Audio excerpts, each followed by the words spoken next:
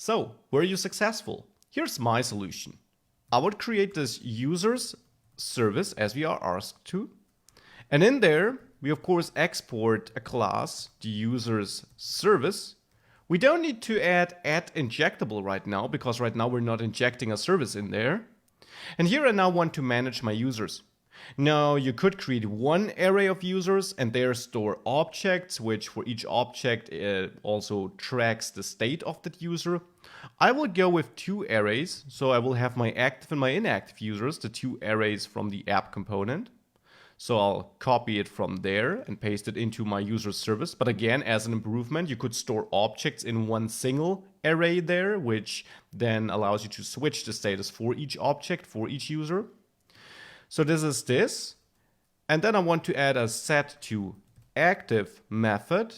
Here I expect to get the ID of the element as should switch, and a set_inactive method. And here, of course, also you could optimize this by having one method which does both and which receives an additional argument which determines whether you want to switch active to inactive or the other way around.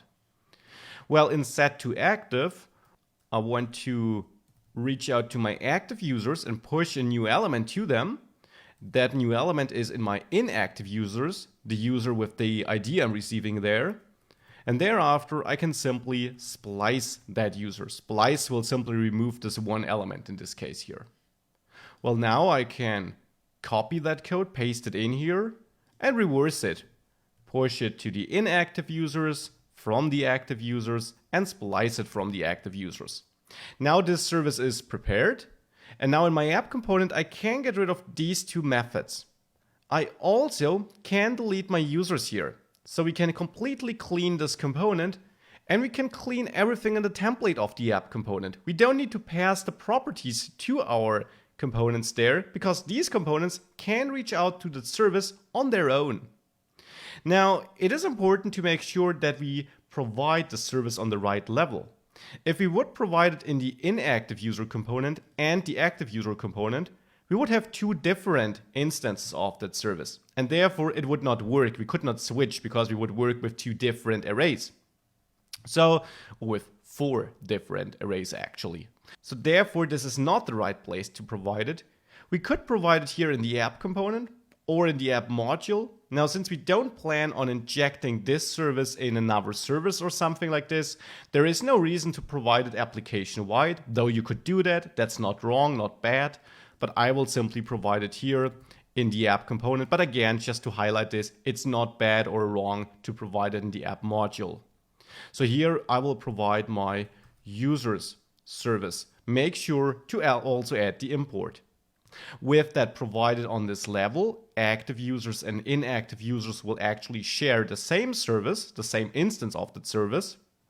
So now I can go to inactive users, add a constructor here, and get my users service here. So of type users service, of course, user service is the name actually.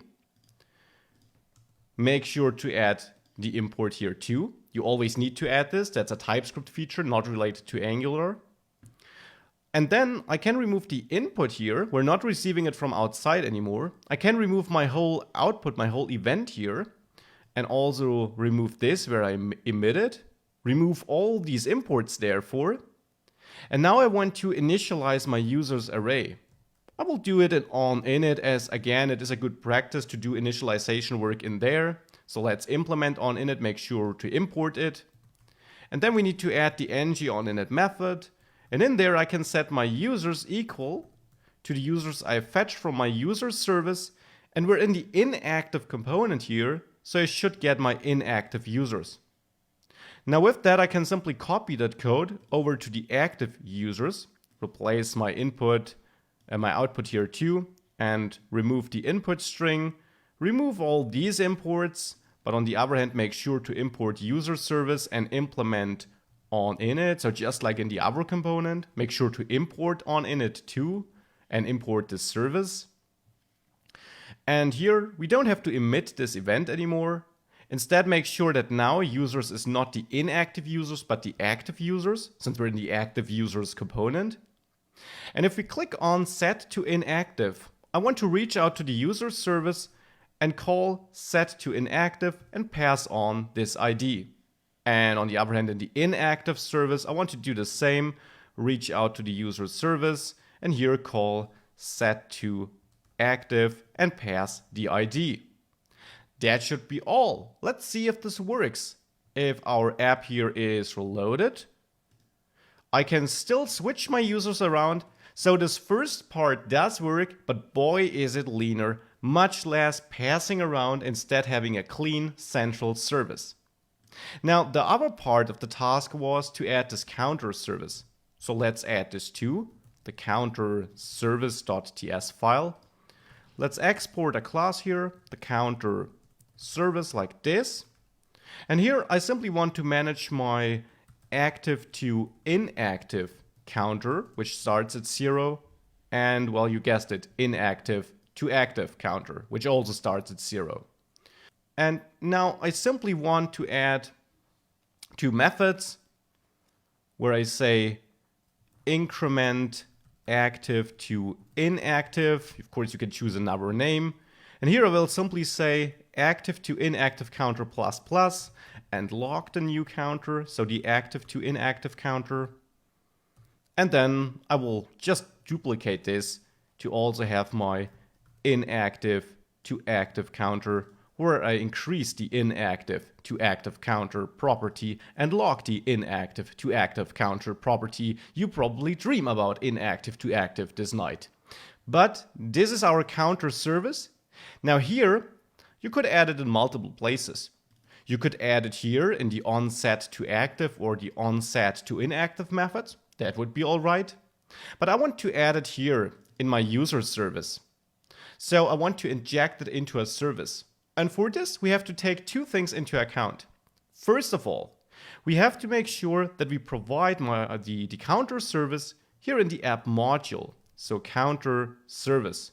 Make sure to add the import here too. Now it's available application-wide and therefore can also be injected into other services. Second, to inject a service into a service, what would you need to do? You need to add injectable to the service where you want to inject it in, right? So to the users service here, not to counter service, to user service, to the receiving service. So here I will add injectable. Don't forget the parentheses, that's a common mistake. Add the import. And with that, I can now inject the counter service in the user service. So here, counter service of type counter service. Make sure to import this type here at the top too. And with that injected, here in set to active, I can call this counter service. And since we set something to active, I want to call the increment inactive to active because we set something from inactive to active.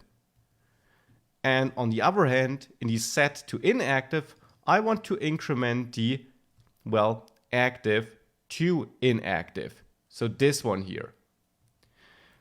With that, if we now save this and let our app reload, and I click to set to inactive, we see that is 1. Maybe improve the output here that we say active to inactive, and then we output the number. And on the other hand, down here, we have inactive to active. So now let's just reload. Active to inactive 1, 2, and now we should add 4 to the inactive to active side and some to the active to inactive. So this is working. Everything seems to work as intended. This is my solution. Of course, you might have a different solution. There are different ways of achieving the same. Overall, you should feel confident using services now. You should see their benefits and how you might use them in your next project. Let's move on. Welcome back to the recipe project. We already added a lot of features to it. Now it's time to add services to it, which will give us the possibility to greatly enhance this project. Which services do we need? Let's have a look at our application again. This is the application the way it looks right now.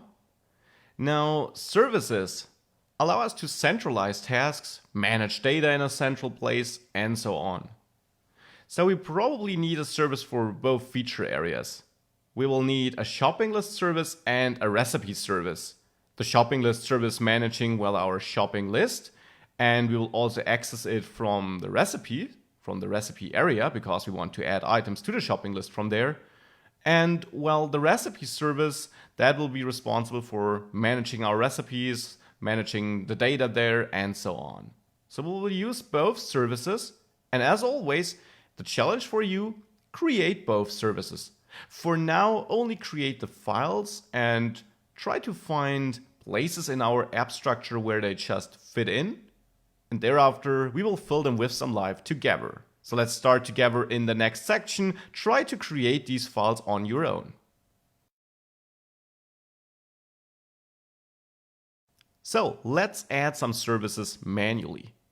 Now, we should place services next to the feature or in the folder holding the feature they belong to. So if we create a recipe service, the recipes folder looks like a good place for it. So here I'll add a recipe service, and of course the file is named recipe.service.ts due to that. And here I will simply export a class which is named recipe service. Remember, a service simply is a TypeScript class. You don't need to add any special decorator to it, at least not if you don't plan on injecting a service into the service. And the same for the shopping list service. I'll place it in the shopping list folder. Here I'll name it shoppinglist.service.ts. That's the file name. And then inside the file, of course, I'll export a class named shopping list service. So these are the two service files. Now let's start working on the recipe service first. Let's start working on it in the next lecture.